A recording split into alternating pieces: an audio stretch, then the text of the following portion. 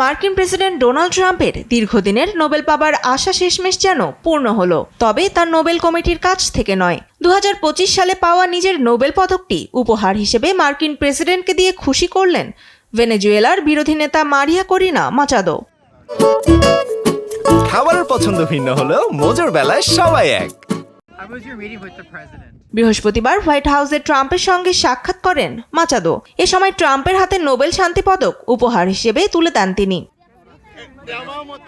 বৈঠকের পর দিনটিকে ভেনেজুয়েলার জন্য ঐতিহাসিক বলে উল্লেখ করেন মাচাদো। যুক্তরাষ্ট্র ও ভেনেজুয়েলার জনগণ ট্রাম্পের ওপর ভরসা রাখতে পারে বলেও মন্তব্য করেন তিনি।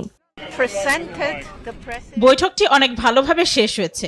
আমি তাকে আমার নোবেল শান্তি পুরস্কার পদক উপহার হিসেবে দিয়েছি এবং যুক্তরাষ্ট্রের জনগণ ও ভেনেজুয়েলার জনগণের জন্য স্বৈরাচারের বিরুদ্ধে স্বাধীনতার লড়াইয়ে ভ্রাতৃত্বের প্রতীক হয়ে থাকবে এটি। সেই সঙ্গে ভেনেজুয়েলায় অন্তর্বর্তী সরকারকে সমর্থন দেয়া নিয়ে ট্রাম্পের সিদ্ধান্ত পুনর্বিবেচনার আহ্বান জানান মাচাদো। এদিকে শুক্রবার সামাজিক মাধ্যম ট্রুথ সোশ্যালে করা এক পোস্টে ট্রাম্প জানান তার কাজের স্বীকৃতি হিসেবেই মাচাদো তাকে নোবেল পদক উপহার দিয়েছেন, যা সম্মানের চিহ্ন হিসেবে গ্রহণ করেছেন তিনি।